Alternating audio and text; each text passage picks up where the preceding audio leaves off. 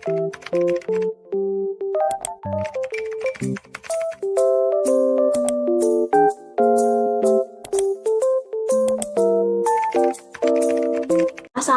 warahmatullahi wabarakatuh. Halo semuanya, perkenalkan nama saya Asya Fadila.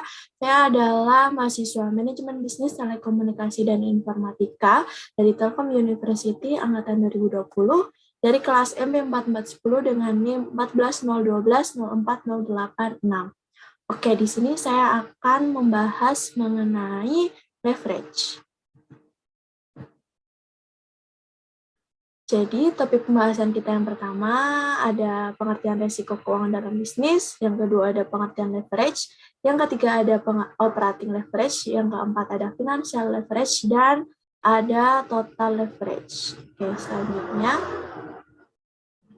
itu resiko. Jadi, di dalam bisnis itu ada 3 resiko utama. Yang pertama ada business risk, ada operating risk, dan ada financial risk. Untuk resiko bisnis sendiri yaitu resiko dari pendapatan masa depan perusahaan yang diakibatkan langsung oleh perusahaan. Untuk operating risk sendiri yaitu campuran biaya tetap dan biaya variabel yang dilakukan perusahaan. Untuk financial risk sendiri yaitu biaya keuangan tetap dalam struktur modal perusahaan.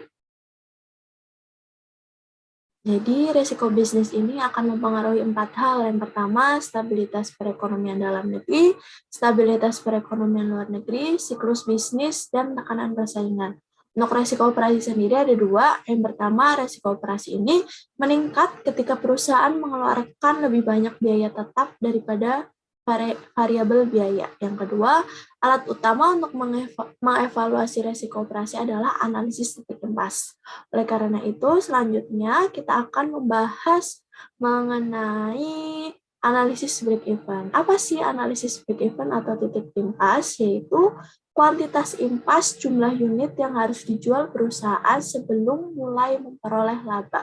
Untuk rumusnya sendiri ini ada 2. Yang pertama itu untuk mencari kuantitasnya, itu ada QB sama dengan fixed cost dibagi dengan price dikurangi variable cost. Untuk sales-nya sendiri itu ada QB atau yang tadi BEP unitnya dikalikan dengan price. Untuk lebih lanjutnya, mari kita lihat dari contoh soal. Jadi di sini ada sebuah perusahaan ingin menentukan kuantitas dan titik impas dari penjualannya. Ketika fixed cost-nya ini adalah $100.000, terus harganya $43,75 per unit, dan untuk biaya variabelnya itu $18,75 per unit. Jadi untuk menjawabnya kita langsung saja.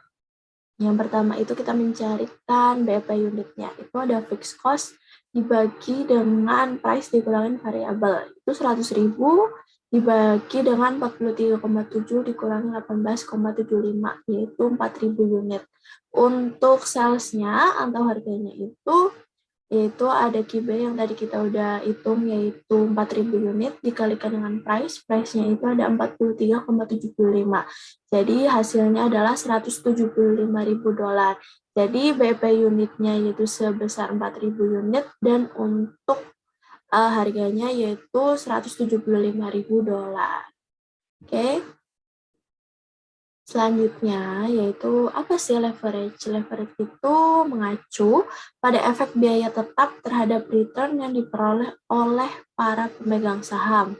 Ada 3, yang pertama ada operating leverage, yang kedua financial leverage, dan ada total atau combined leverage. Untuk operating leverage sendiri ini dihasilkan dari biaya operasi yang tetap dan tidak berbeda dengan tingkat penjualan perusahaan. Untuk financial leverage sendiri dihasilkan dari penggunaan sumber pendanaan oleh perusahaan yang membutuhkan tingkat pengembalian tetap. Yang ketiga itu ada total atau combined leverage, itu memanfaatkan dari hasil efek gabungan keduanya antara operating leverage dan leverage keuangan atau financial leverage. Yang pertama itu ada operating leverage. Untuk rumusnya sendiri itu di sini bisa dikatakan dengan DOL ya, yaitu persentase change in EBIT dibagi dengan persentase change in sales, atau bisa dilihat dengan yaitu revenue before fixed cost dibagi dengan EBIT, atau yaitu Q atau kuantitasnya dikalikan dengan price dikurangin variabel dibagi dengan Q dikalikan dengan price dikurangi variabel dikurangi dengan fixed cost-nya. Di sini ada contoh yaitu Lisa Miller ingin menentukan operasi leverage pada tingkat penjualan 6.000 unit. Jadi Q-nya itu 6.000. Seperti yang sudah dilakukan, ada biaya tetapnya itu ada 100.000, biaya variabelnya 18,75 dan price-nya itu 43,75 per unit. Jadi bisa dihitung yaitu Q dikalikan P min V dibagi dengan Q dikali P dikurangi V dikurangi dengan fixed cost, yaitu menghasilkan 3 hasilnya. Jadi jika DOL 3 kali, maka kenaikan penjualan sebesar 1% akan menghasilkan peningkatan pendapatan operasional atau EBIT sebesar 3%.